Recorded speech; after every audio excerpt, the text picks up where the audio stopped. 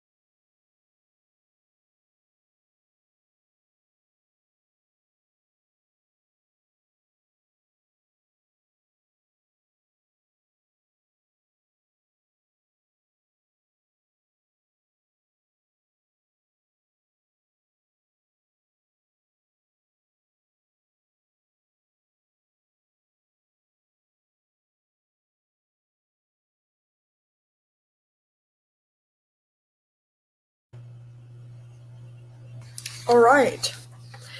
Good afternoon to everyone watching and to the candidates who are participating in today's Shreveport City Council Candidate Forum. My name is Kyrsten, and my co-host today is Calvin Alexander, and we'll be hosting today's panel. We serve as the co-chairs of the People's Promise Youth Division, a 501c3 nonprofit based in Shreveport, Louisiana. We have advocated for the youth on the local and state level since being founded in October 2021. And the People's Promise Youth Division believes in uplifting and empowering our youth through three main methods: volunteerism, education, and legislative advocacy.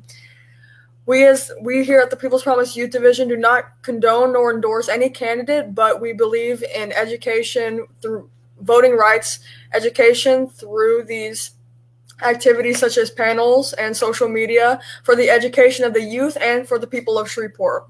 We are very excited to hear from these candidates who are taking their time today to share their thoughts about the youth in Shreveport and their campaigns. Let's start by allowing each candidate to introduce themselves and the district they are running for. We are very fortunate to have Dr. Alan Jackson of District E, Mr. Alvin Oliver, also of District E, and Dr. Carla Buntyn here with us today. Unfortunately, Mr. Antonio Washington from District G was not able to make it with us today, but we will continue without him. So for these speeches, each candidate will be given a maximum of 3 minutes to tell us more about themselves and their campaign, and we'll go in order of district. So first, let's invite Dr. Alan Jackson of District E to share more about himself. Let me arrange the stream, and then we'll get started. Okay, your 3 minutes will start once I leave the stream. Good afternoon, everyone. First and foremost, thanks for having me. I am Dr. Alan Jackson. I'm the current councilman for District E. I was appointed by our governor back in December, so I hadn't served on council long. That appointment I do not take lightly. He bestowed a lot of faith in me. I was reassured by that faith by the number of people in my district that has asked me to run for the seat, to actually be elected to this seat for another 4 years. So I take pride in that. A little bit about myself. I'm an educator. I've been an educator for a little over 15 years. I'm currently the financial aid director for Grambling State University. So I pride myself in helping thousands of kids find their way to college, not only find their way to college, financing their education with as little loans as possible. I'm also a real estate broker, as you can kind of see behind me. It's Alan Jackson, real estate profession. So I help a lot of people qualify for homes. Most of my clientele never owned a home, so I help them understand credit, how to build credit, how to protect their credit in order to qualify for a home. I believe I'm the best candidate for this seat simply because of my background in education as well as home ownership. What Shreveport needs in order to mitigate crime is just more opportunities. We do have a lot of opportunities that most people don't know about. So increasing those opportunities, letting people know the opportunity do exist, and offering more opportunities is extremely important. So again, I'm Dr. Alan Jackson. I'm running for City Council District E, and I appreciate your time and having me today. Thank you. Thank you so much, Dr. Jackson. So now we'll move on to Mr. Alvin Oliver, also of District E. And your time will start once I leave the stream as well. Oliver, also a candidate for District E. I'm a lifelong Shreveport resident. I'm a lifelong resident of District E, Cedar Grove, and Southern Hills. I'm the only one who's a lifelong resident. I'm the only one who's actually from Cedar Grove and from the Shreveport area. I was also nominated and endorsed by the former late great councilman James Fleury. James sat with me for 3 hours. Michael Williams and others witnessed it. He told the council members that he endorsed me. His wife knows that he endorsed me. And so he asked me to run after we sat those 3 hours. And so I take great pride in that. There were other people that put their names in the hat, 8 of us, as a matter of fact. But the sitting councilman, James Fleury, recommended and nominated me. I'm the only one that's a veteran of the United States Army, a retired veteran of the United States Army. I've always been in service industry. I've served my country. I took what I learned in the United States Army. I brought it out here into the civilian world, trucking and transportation.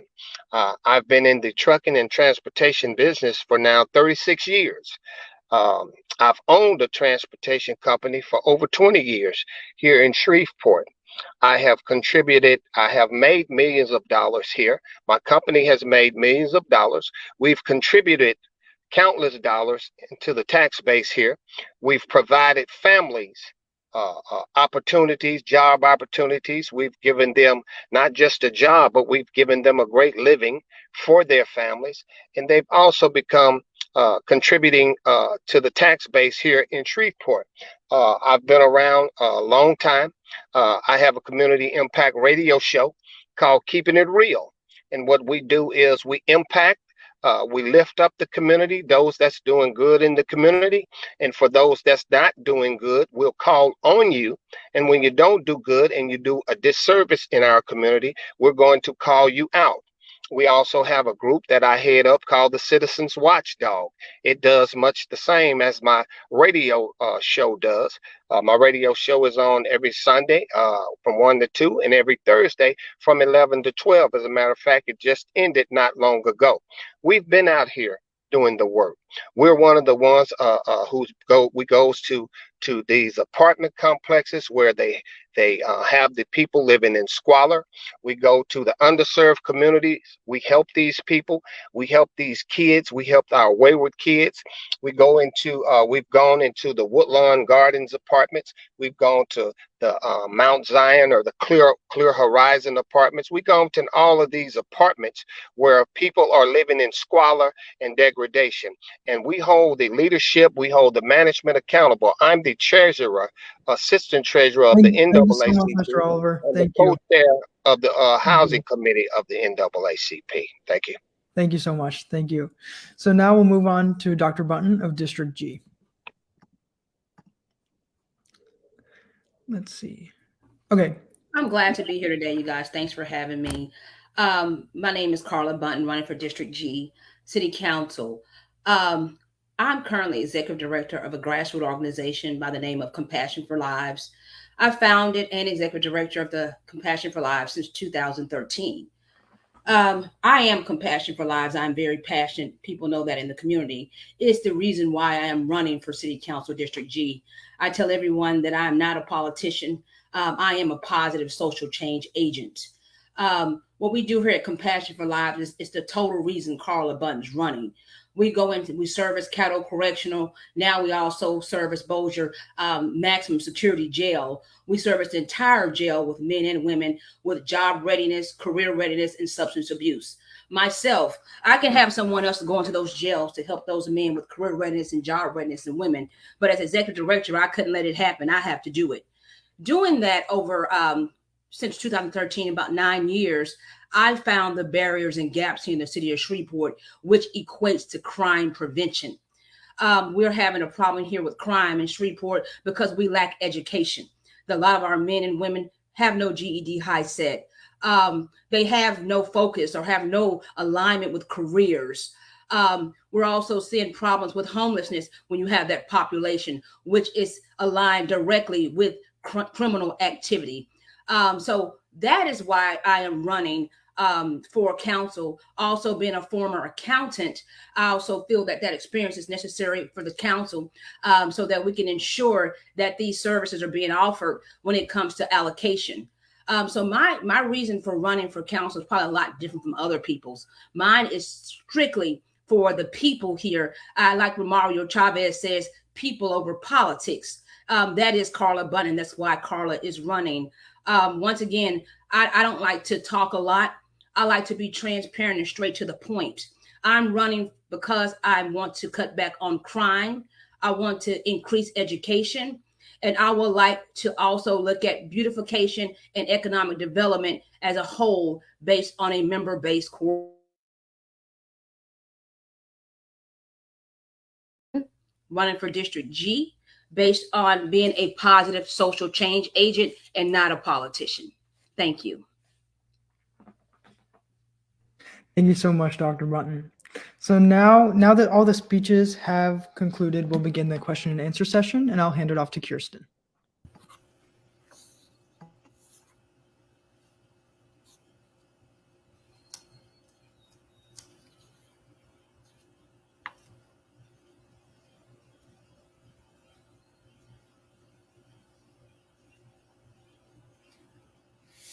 Thank you, Cal.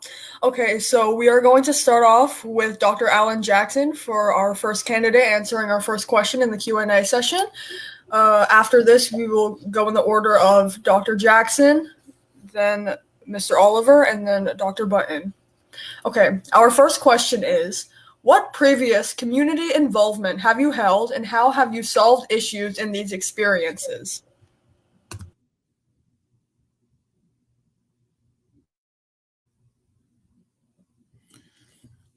Community involvement. So as a member of Kappa Alpha Psi, we have a mentorship program called Kappa League. That mentorship is pretty much all boys, but pretty much we are leading by examples. A lot of members of my fraternity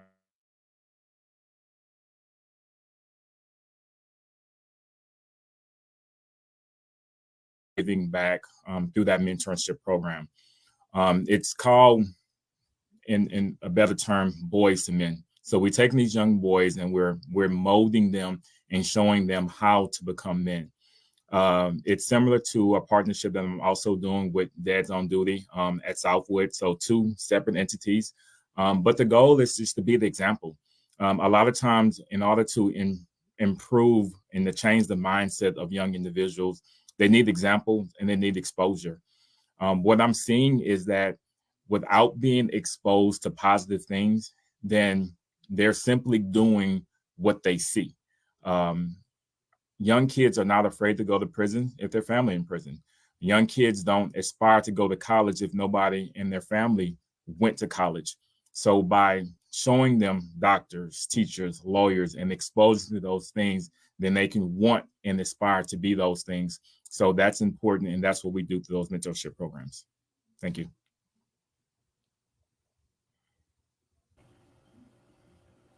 Thank you, Dr. Jackson.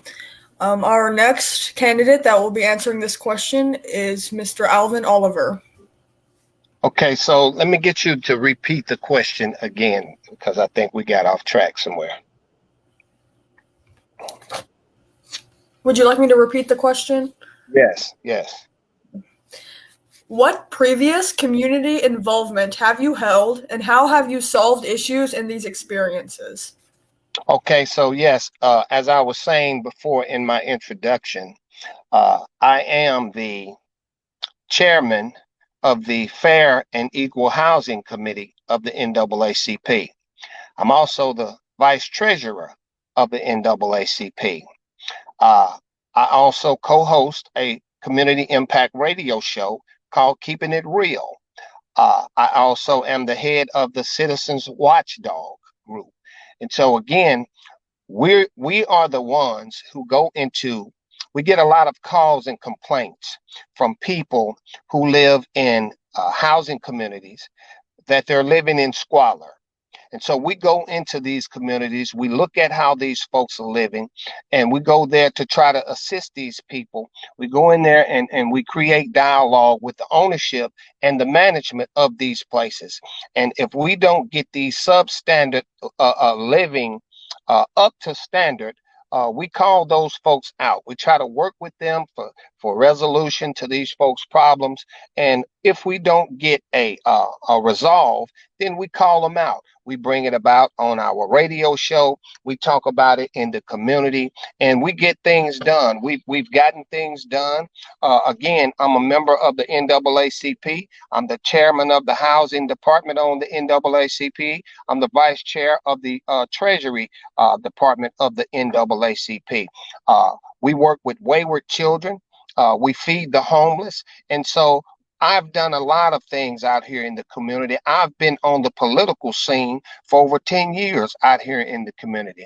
And I tell folks all the time, we've already been out here doing the work. I'm the only city councilman that's running that's not even taking a salary. I'm going to every month get on Facebook or whatever social media. I'm going to give my salary to a nonprofit each month to give back to the community, to give it to another group that's doing good in the community, to help to better our citizens, to help to make these young boys. We try to be the example for these young boys, the fathers that they don't have at home.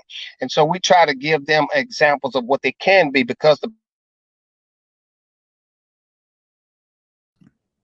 Thank you, Mr. Oliver. That's time. So next we'll be moving to Dr. Buntyn. Okay. Like I explained to you guys in the beginning in my introduction, I am executive director, founder of Compassion for Lives, currently active in Caddo Correctional Center, now Bossier Max, providing career readiness, job readiness. My licensed counselor, clinical social worker, provides substance abuse. When they come home, we run an outcome-based program. The difference is here with Compassion for Lives as a grassroots versus consumer-based. We don't have as much red tape. So guess what? We focus on outcome. When my men come here and women, they leave here with employment. We make sure they enter vocational trade schools and they complete certifications so they can go into the workforce. Check out our website. You will see all of our men smiling, driving those trucks, on heavy operating, welders. That's the key here. Education is the key. Even in Caddo Correctional, we will see some of our young men there, 18 years of age, that enters Caddo Correctional. And we have that time there to also align them with that same career goal as those older male and female that are incarcerated. So Carla Buntyn, you guys, I am totally about outcome-based, and also a movement, which is education and crime prevention. So I do this daily, 8 hours a day. Compassion for Lives is open from 8 a.m. to 5 p.m. Monday through Thursday. And on Friday, 8 a.m. to 1 p.m. And guess what? Being a grassroots, sometimes we're here to 8 p.m. or 9 p.m., depending on our community, their needs. So we're all about the needs of our community. Thank you.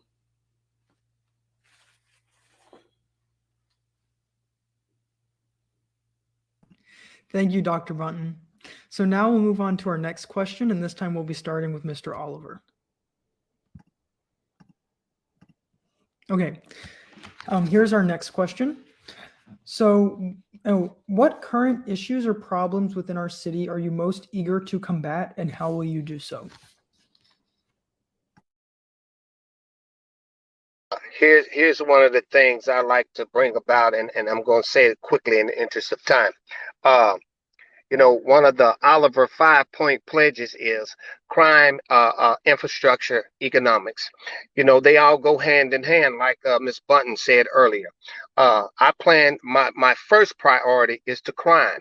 For those who don't know, I just spoke to Dr. Michael Carter the other day, who's the Shreveport Police Department Union Chief. He said to date, they are 128 police officers short. And so what we're proposing to do, and I've already spoken to Chief Wayne Smith, I've spoken to Sheriff Prater. What we're proposing is joint collective visibility, patrols in our community, because the bottom line is, folks, Shreveport can't grow. Shreveport won't grow unless we fix this crime. We can't get economic development. We can't get rid of anything. We can't get jobs to come here. We can't tap into the world markets and get jobs to come here. Years ago, we used to have General Motors manufacturing jobs. We have service industry jobs, but we want to get manufacturing jobs back here. But how are we going to do that when Shreveport has been a city that people are running away from instead of a city that they're running away to? Why? Because of crime and no job opportunities. And so in order to get job opportunities, we need to fix this crime right now. So we don't just necessarily need substations. We need shot spotters in the community. So when you get ready to pick up a phone and call the police, and we don't need to do that. If we have shot spotters on these poles, the police are already connected to that database. So instead of Thank you, Mr. Oliver. That's time. So now we'll move on to Dr. Buntyn to answer this question. Repeat that question for me, Sure, Carla. from now on, we'll repeat the question every time before. Okay. So the question is, what current issues or problems within our city are you most eager to combat, and how will you do so? Oh, crime prevention, number one. Oliver just stated it himself. There's nothing that can happen without this crime going away. Like he stated, we can't focus on economic development right now. And not to piggyback off him, but I've said it many times before. Without crime, prevention in place, and those crime numbers going down, homicides going down, no one will bring economic development to Shreveport. So what I'm doing as a council person, if elected, I would like to focus on a member-based cooperative. That's where the community creates and grows its own economic development with its small businesses. I can get more in depth about the member-based cooperative later, because it does take a longer time for me to explain to you what a member-based cooperative is. But what that is basically is the community growing small businesses themselves without the need of government, without the need of banks and finance. So that is the key: crime prevention, beautification, property standards, and then guess what? Us building our own communities with member-based cooperative. Thank you. Thank you, Dr. Buntyn. So now we will give the same question to Dr. Allen Jackson. And the question is, what current issues or problems within our city are you most eager to combat, and how will you do so? So I'm gonna take a different approach, and I'm gonna start off with the solution. The solution to every problem that we have is just more opportunities. A lot of people mention crime, but crime is just a byproduct of what the true problem is, and that is lack of opportunities. So since I'm talking to young folks, we have a lot of young kids that are getting involved in crime because of no opportunity. So I believe that, as Ms. Carla has said, that education, letting them know that they have an opportunity to go to college, they have an opportunity to get into a trade school, they have an opportunity to make their lives better. If you don't provide those opportunities, then crime is going to be the result of that. Show me a place where there is no opportunity, and I'm going to show you a place that's high in crime. So that's what Shreveport is facing. We are faced with a lack of opportunities. So improving those opportunities definitely financial literacy. Our young kids need to know about financial literacy, how to balance a checkbook, how to make money, how to earn money, how to save money. Because if they're not money savvy, then again, that is crime. So I want to focus on life after high school, financial literacy. And then the last thing I want to focus on that young people can help me with is keeping this city clean. I believe that it should not just be on the city workers to clean up the city. They're not the ones that dirtying the city. So we need to build a better citizen and let.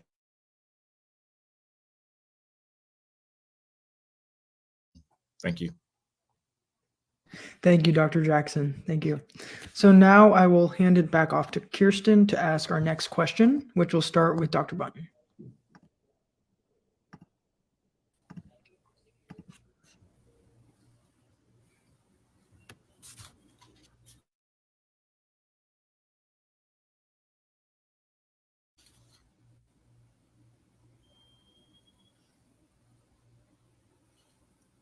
Okay. Thank you, Cal. Our next question is, what do you view as the priorities for Shreveport right now and why? I would say for Shreveport, we already talked about crime. So I would like to look at education. Education is the key, okay, to preventing the crime. Because I just can't see me focusing on anything other, of course, than property standards and infrastructure, which we all know is an issue. But just to get the city, get the trust back from the community. Like I told you guys, I'm a peopletician. I'm a positive social change agent. So I would like to see the basic needs met first. And to get those basic needs met first, education is just the key. After education comes, then you can create economic development. So I will, going into, if I'm elected city council, there's a lot to look at. But I would like, first of all, like I stated before you guys, crime prevention and education, it's just going to be something I hit, ground running. Okay. It's going to definitely be education. Thank you. Thank you, Dr. Buntyn. Let's see. Our next.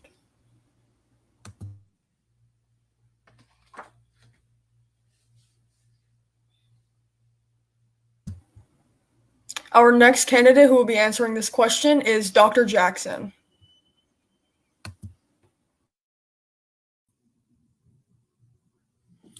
For me, the top priorities centered around the young folks, the audience of this call. I want to focus on those hours from 3 p.m. to 6 p.m. We have systems in place from 7:30 to 3. You're enrolled in school. So we need to maximize that education by bringing outside people in to continue to expose students to other successful individuals outside of your teacher, outside of math and English. But I'm most concerned with those hours from 3 p.m. to 6 p.m. What other constructive extracurricular activities are going on in those times? So I want to partner with the city to create other avenues from between 3 and 6, whether that be private dollars, whether that be state funding dollars. I feel like every kid should have something to do between 3 and 6 that's constructive. Continue to build upon that education and expose themselves to things outside of things that can just learn in school. That's important because during that time, you see a lot of truancy, you see a lot of crime going on. So I want to focus on 3 to 6. And then by the time the parents get home, then the next layer of that, every parent, every guardian needs to be responsible for their children. I get so many calls that say, hey, even right now, kids are out of school. Kids are ringing doorbells, knocking on doors and running down the streets. They're playing these little games. They think those are mindful games, but that can lead to a lot of trouble and something tragic can happen. So every guardian needs to be responsible for their kids. Thank you. Thank you, Dr. Jackson. For the last candidate that'll be answering this question is Mr. Alvin Oliver.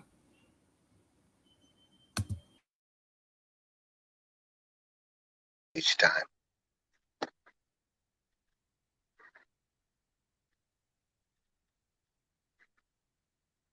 Repeat the question. Okay. The question was, What do you view as the priorities for Shreveport right now, and why? Well, certainly, to piggyback off of what each candidate just said, education is the key, is one of the keys, but it all goes hand in hand. I always say that hurt people hurt other people. If folks have not, they will go and take from those who have. And it starts young. Kids are impressionable, and we have to get them at their formidable years, right? And so, but what I propose is, we all can sit here and say education, education, education, but what's the pathway? I've proposed it to the local superintendent, Lamar Goree. I've said it to the state education superintendent, Kay Bromley. What we need, starting in the 11th and 12th grade in our schools, is vocation. Oftentimes, a lot of kids, like Dr. Jackson talked about going to college. Well, the reality is there are more kids who don't go to college than that do go to college. There are more kids who don't aspire to go to college. There are more kids that won't go to college. And so we have to give them careers while they're in school, a career path while they're in school, so that they can go into a career to get out of school. Most of our kids, a lot of them think about dropping out. And so what do we do to keep their attention? We put vocation in our schools. We're advocates for vocation. We want them to have plumbing and HVAC in the schools, AC, welding, cosmetology. We want all those things that used to be in.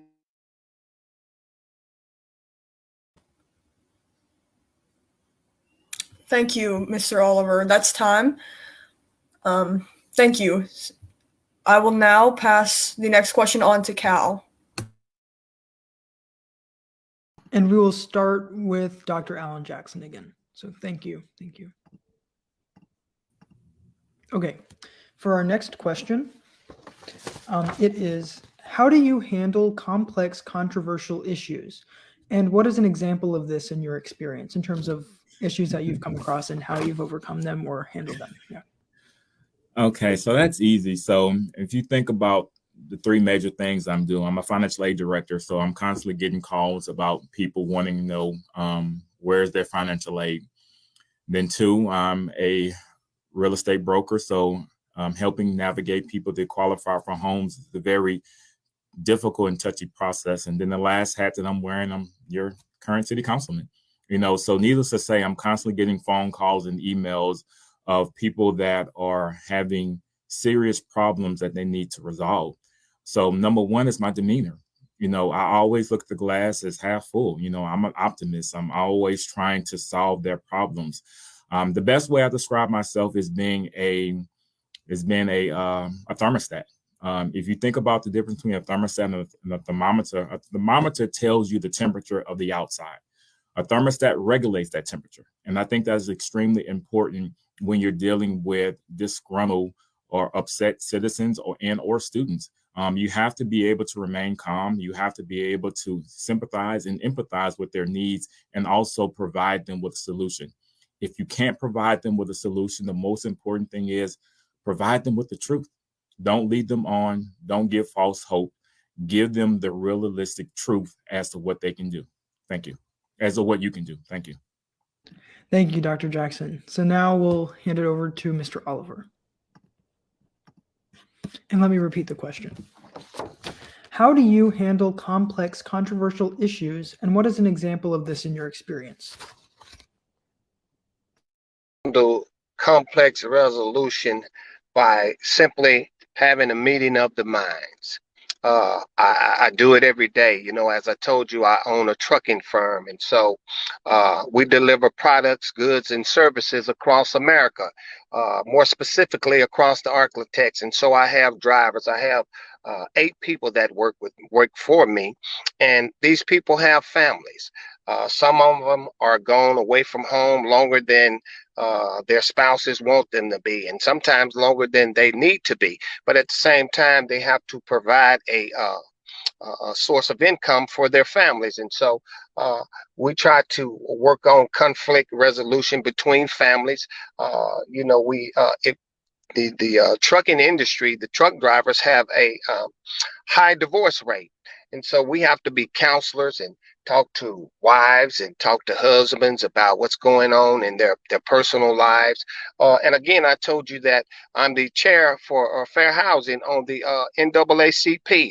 We have to go in and do resolution, the conflict resolution between tenants and apartment management and apartment owners all the time on a daily basis. And so we have to do those things. I've done those things and we've reached conflict resolution. And so that's how we do it. I do it every day.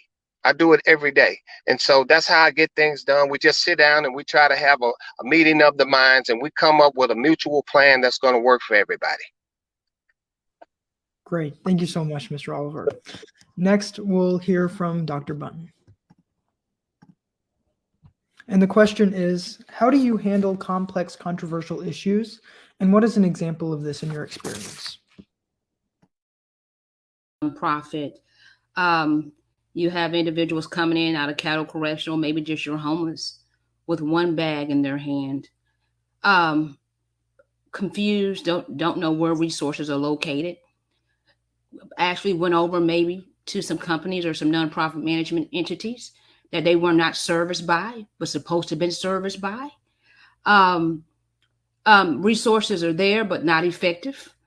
So what I have to do as executive director and an employee, because I do both, I have to prioritize the importance of that person sitting in front of me's needs.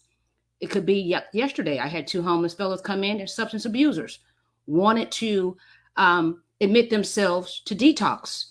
Guess what? They could not have Medicaid. So nobody would accept them to detox, but they're willing and ready because they want to hold themselves accountable now. So I had to prioritize the needs. We had to actually get them certified with the state, because we're certified with the state to do Medicaid and SNAP benefits. We had to do that. Then we had to find a place for them to live. Then we had to find them food. Then we had to find them the way to get there. They had to find them clothes, etc. So that's controversial for me, because the resources are there, but guess what? They were unavailable, but they're there. So what I have to do all the time, and it causes empathy anger, because Carla, they tell you. And so with having that type of situation all the time, every day, it causes me to prioritize and make sure that I have good time management to take care of these issues. Thank you. Thank you, Dr. Buntyn. Thank you. So now with this question concluded, I will hand it back to Kyrsten, who will ask the next question to Mr. Oliver first.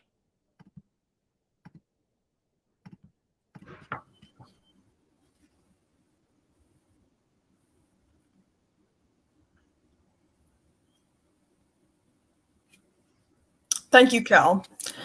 Our next question for Mr. Oliver is, are you satisfied with the partitions of city council districts in Shreveport? I absolutely am not satisfied. I think that it could have been done differently. I think that with the redrawing of the district lines, it's been confusing for a lot of the citizens. It's been confusing for some of the council, because Gary Joyner has had to go back a couple of times and redraw these lines. We know that there's a lot of gerrymandering going on. We know that each council person wants to control so much territory. Why do they want to control so much territory? More territory. The perception is that there are more votes. And so I'll give you an example. Some say look at this as an opportunity district or opportunity zone or whatever. But the bottom line is, some of our council members, they say they have an all black district. And so they vote mostly black. And so I know that the appointed councilman voted to bring Cedar Grove into the Southern Hills district. Southern Hills was a white Republican district. It's now a black Democrat district. And so my contention there is, are we going to make Southern Hills, this now black Democrat district, look like our other black Democrat districts? I think that we should have added the money We've left those money districts into people's hands, like the Grayson Butchers, the John Nicholsons. And so it's about money, because we need money in these districts to get things done for our districts. We don't need to be separating districts based on black versus white versus money versus those who don't have money. We need an That's time. Thank you, Mr. Oliver. The next candidate that will be answering this question is Dr. Carla Buntyn.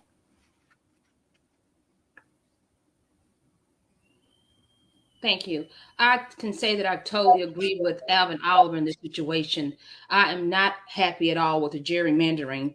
I feel the same way he feels about that. What a time to redistrict, right before election time. I'm very unhappy with it. District G, for instance, you have there wasn't a lot of changing in District G. Very small changes that nobody understands. I still don't understand it. I'm having to fine tooth comb the map in District G to ensure that is the district that I will be covering if elected. I'm not happy at all about it. I believe in diversity. I do not believe that any area should be all black or all white. We're all taxpayers, and if we're not, then we need to become taxpayers. Very, very unhappy with the redistricting, and I hope that we could see something different in the future. Thank you. Thank you, Dr. Buntyn. The last candidate that will be answering this question is Dr. Alan Jackson. So I will do my best just to kind of explain the science behind redistricting. Of course, I'm the current city councilman, so I had a hand in this redistricting. So let's just talk about the science, and then the question and answering will open up more questions. But I do want you to understand the science behind it. Redistricting has to happen every 10 years. That's by law. During that redistricting phase, the goal is to make sure that each district has the same numerical number of people. So you have 7 districts. So all the districts have to be the same numerical size at the end of the redistricting period. So what happens is during the course of those 10 years, people are choosing where they want to live. Some districts are growing, meaning people are moving in. Some districts are shrinking, which means people are moving out. When that happens is District D was one of the largest districts that grew. District D could not keep all of their people. So therefore, District E had to take some of their people. Now, District E also grew because it's one of the districts that a lot of people wanted to move into. So my district had to lose some people. We also had to gain some people. And let me say this, because I don't have much time left. That was not an easy process. Deciding which of my constituents that I was going to lose and which one of those that I was going to gain was not something that city council took lightly. We're talking about families. We're not just talking about lines. This is something that had to be done. This is not something that we wanted to do, but it was not an easy process as to determine how those lines were going to be drawn. Thank you. Thank you, Dr. Jackson. I will now be handing the next question to Cal. Thank you, Kyrsten. Our next question will start with Dr. Buntyn. Okay. So our next question is, do you think city council members should get more involved with citizens or are adequately involved with their responsibilities already? Well, that's an easy question for Carla, because Carla's already very involved with the community and the people. I personally believe that a council person is just truly an advocate for those that they live, for the community they live in. That is why, if elected, I'm going to build community coalitions, because that's who I work for. And when you report to who you work for, and I work for and will be working for District G. So the job at hand, the job at task will come from the community that I serve. However, I will be reporting back to city council. That will be my constituents on that horseshoe panel, but I will be driven by those who live in District G. not by those on that horseshoe panel. Thank you.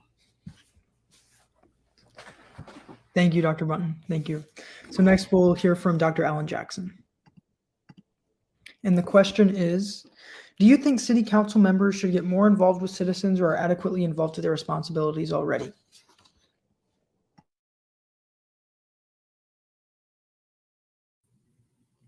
Simple answer is yes. But I also want to look at the reverse.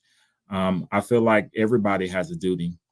City councils should make themselves available to their citizens, but citizens also have to be actively engaged with their city councilmen. So I believe in building relationships. We're taught to vote every 4 years, but we're not taught to stay engaged with our city council person. I'm voting on your behalf every 2 weeks. Most people don't even know I'm voting or what I'm voting for. But once you create that relationship, once citizens know how to stay engaged, then it makes it a lot easier to do my job. It's easy for me to answer for my district if my district is reaching out to me saying, hey, this is what we want to see. This is what we don't want to see. Here are our concerns. Here what we like. Here what we don't like. That makes it easy. Without them coming to me, then yes, we have to start creating avenues where I'm constantly reaching out to them. But that's a little more difficult. So I believe that it should be a two-way street. Both the constituent and the elected official should have a open door policy where everybody feels comfortable reaching out and addressing their concerns. That's the only way we move the city forward. Thank you. Thank you, Dr. Jackson. And lastly, we'll hear from Mr. Alvin Oliver. And the question is, do you think city council members should get more involved with citizens or are adequately involved with their responsibilities already? Well, listen, absolutely, I do. I say this all the time. We had my opponent there, and I had a forum on last week. One of the questions was, how will you be accountable to your constituents?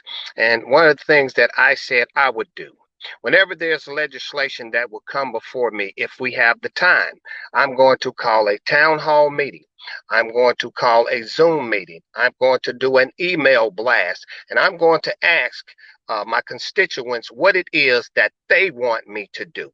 And if it makes good, practical, financial, and sound sense, then that's what we'll do. You see, it's the citizens who elect you. It's the citizens who hire you. It's the citizens who can fire you.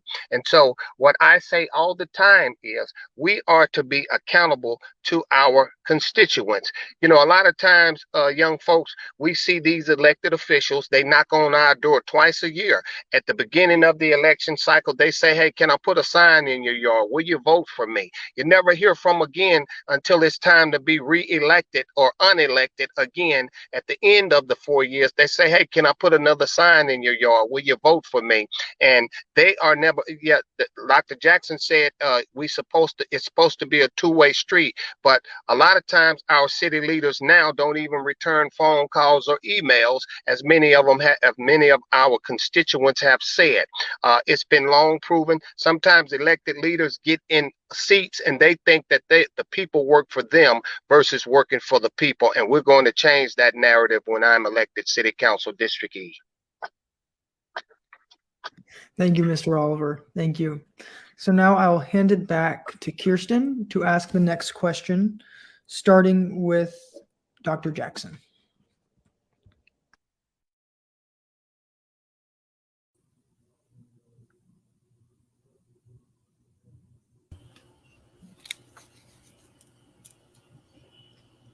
Thank you, Cal. The next question is, what values are most important to you, and how will you bring those values to the City Council? Values that are most important to me are, number one, my Christian values. I'm a God-fearing man, so I believe in everything starts with God. Now, I do understand we live in a world and a time where everybody may not, believe in God. So I try to show his spirit, his principles, meaning just think about Santa Claus. We all know Santa Claus is not real, but what does Santa Claus stand for? Santa Claus stood for boys and girls be good all year, and you will receive a gift at the end of the year. So embodying that principles help young kids obey their parents. So the same thing. I believe in being a good citizen. I believe in having a citizen oath. Just like I took an oath when I made office, I believe every citizen should take an oath. What are you prepared to do for Shreveport? Well, what is your hopes and dream for Shreveport? I will do this for Shreveport. I won't do this for Shreveport. So those are my core values. Being a good person, treating your neighbors the way you would want to be treated. It's just that simple. Thank you.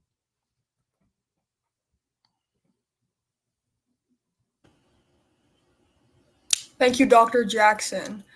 The next candidate that will be asking this question is Mr. Alvin Oliver.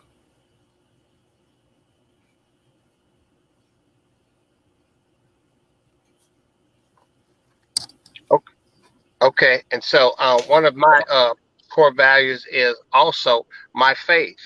I'm a stern believer in the Lord and my faith. The Bible teaches us in Hebrews 11:1 that faith is the substance of things hoped for and the evidence of things not seen. So that basically means that things that you hope for but are not seen will come to fruition if you believe. I believe in Shreveport.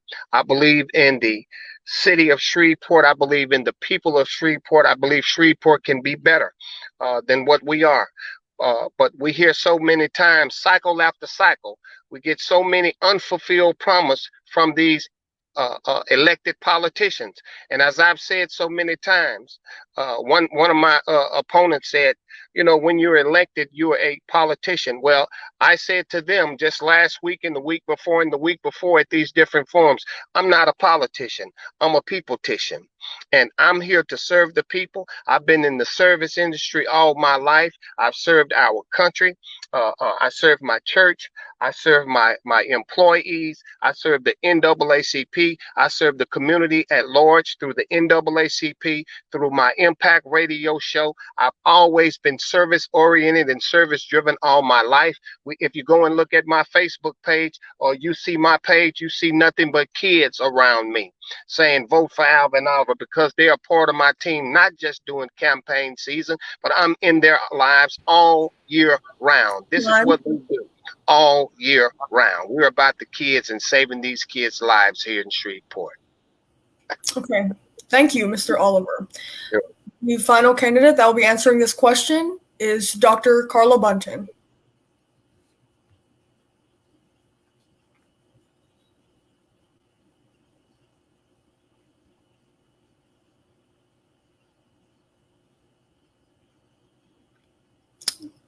You are on mute. I'm sorry. First of all, God is everything in my life. That's number one. And when you have God in your life, then you have integrity. I live by integrity. I would like to see, if I give you your word, you can count on it. That's who I am. I'm not afraid to stand up for what's right. That's another word of mine. I live by the same standards that I expect from everybody else. What I do, I expect from you. I expect you to do the same, if possible. I believe in transparency. And I give credit where it's due. And I like people to give credit to me where it's due. And I take ownership for my mistakes. And I hope everyone will take ownership for their mistakes. So integrity, God first, and integrity is Carla Buntyn. Thank you. Thank you, Dr. Buntyn. I will now hand the next question off to Cal. Thank you, Kyrsten. We'll ask, this is our final question, and we will start with Mr. Alvin Oliver. Okay, here's the question. How do you want to see the youth in 10 years, and what steps are you going to take now to achieve those goals for the future? Well, again, how I want to see the youth in 10 years is I want to see Shreveport a thriving community, for young people, less wayward kids out here in the community running amok, causing chaos. But again, like I said, in order to do that, we have to give these kids something tangible that they can feel, that they can touch, that they can taste and see. We must start to do that right now by adding vocations in our schools because, again, I applaud those who want to go to college, but everybody doesn't aspire to college. And so for those who don't, we need to get these kids a career path while they're in high school in their 10th and 11th grade year. We don't need to put a grade point average stipulation on them. We need HVAC in school, plumbing in school, welding in school, cosmetology in school. We need barbering in school, nursing in school, so these kids can move into a career and not just a job, so that they can't drop out of school. Because as I said before, hurt people hurt other people. I want to see Shreveport as a thriving community, and I want the youth who have left Shreveport to return to Shreveport, because no matter what district lines you live behind, whether it's A through Z, D, whatever district lines you live behind, we're all one Shreveport and we're better together. Thank you so much, Mr. Oliver. Sure. Now we will hand it off to Dr. Carla Buntyn.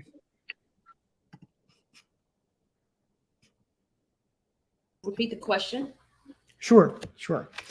Our final question is, how do you want to see our youth in 10 years, and what steps are you going to take now to achieve those goals for the future? Well, we're already taking those steps. I would like to see those students start in high schools with the opportunities to get career assessments early. They should be getting career assessments at 9th grade. For instance, we have a GED high set program here at Compassion for Lives. Students came here in the truancy program, did not know what direction they wanted to go in. 17 years of age, but don't know what they'll do when they complete that GED high set. I would like to see our counselors start in 9th grade, get career assessments. So moving forward, that student can go totally into the direction of that assessment. We see Bossier, they've already done that with the Innovation Technology Center. They already have those vocational opportunities for the students there in Bossier City, Louisiana. I would like to see that happen here in Shreveport as well. Giving the youth the motivation they need in the school systems. We can give them vocational programs all day long in the school systems, but without some good parental, support at home, which more of their time is spent at home than it is at school, I would like to also incorporate those parents so that they can get involved as well, and they assessments as well along with those children, career assessments. So I would definitely state that I would like to see students have more opportunities at a very earlier age in 9th grade.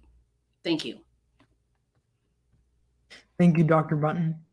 And we will give our final question to Dr. Allen Jackson. And let me repeat the question. How do you want to see our youth in 10 years, and what steps are you going to take now to achieve those goals for the future?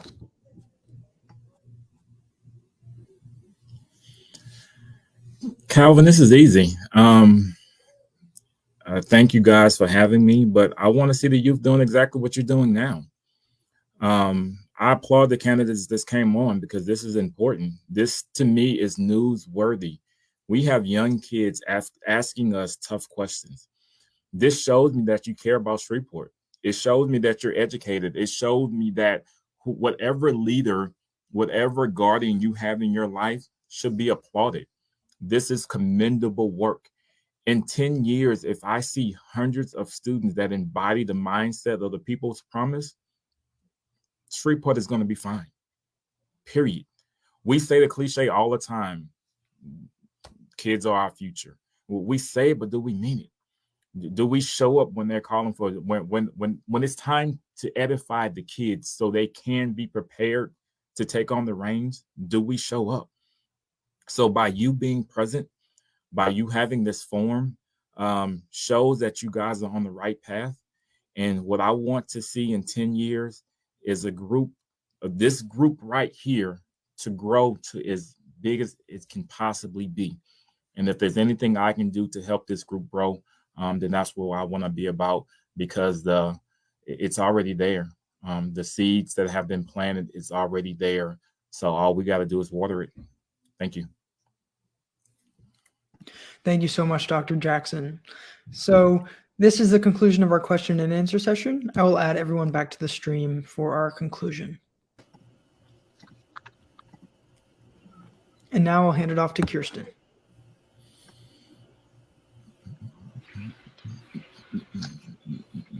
Thank you so much, Cal. Thank you to all of the candidates who took their time today to participate in our forum. The People's Promise Youth Division has been advocating for voting rights and voter education since October 2021, since we've been founded. And we are very excited to see how these Shreveport elections go. And we have been very glad to hear from these candidates for the Shreveport City Council. We hope to hear more from all of you soon. And thank you for everybody. Thank you to everyone who has watched this live stream, and thank you to everyone who is going to watch the recording of this after. Don't forget to get registered to vote and visit our Instagram page at People's Promise Youth to see voter registration deadlines and more on voter education, as well as more information on how to get involved with the People's Promise Youth Division and how to stay civically engaged through this fall and through the legislative session next year. Once again, don't forget to get registered to vote, and the election day is November 8th. With all that being said, thank you once again to everybody who watched, as well as the candidates who participated in our forum. And the last thing I want to say is have a great day, everybody. Thank you. Good day.